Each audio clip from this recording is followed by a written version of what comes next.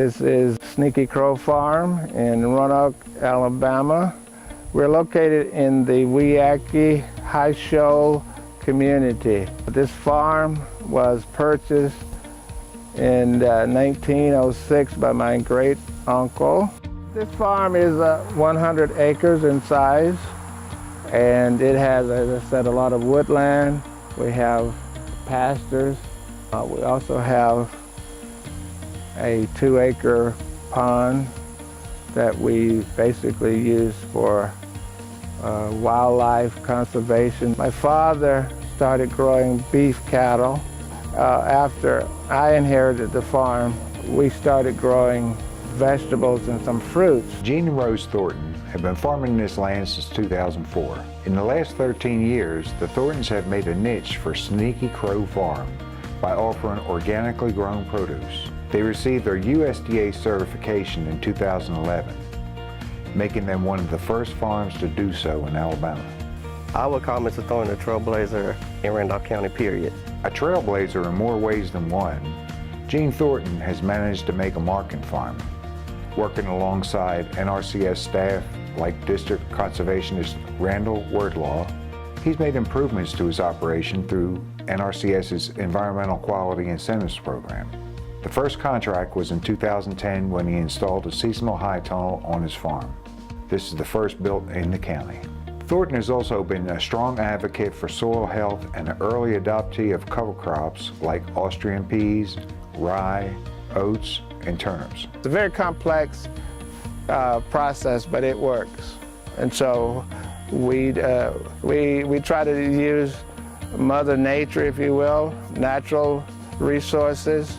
We figured out a long time ago that we've got to grow cover crops to replenish the organic matter, which the microbes use, of course, and then also to get the nitrogen. In addition, Thornton has successfully addressed water quantity by installing a water well, pipeline, and micro-irrigation in his fields.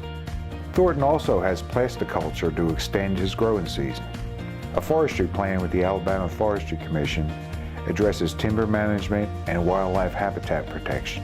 We have a very close relationship with NRCS, and we wouldn't have been able to accomplish what we have. Because they've made the effort to grow with care and focus on conservation, the Thorntons have made a name for themselves at local farmers markets. Loyal customers visit them weekly to buy delicious okra, flavorful potatoes, and crisp green beans. They also sell their produce from a roadside stand at their farm.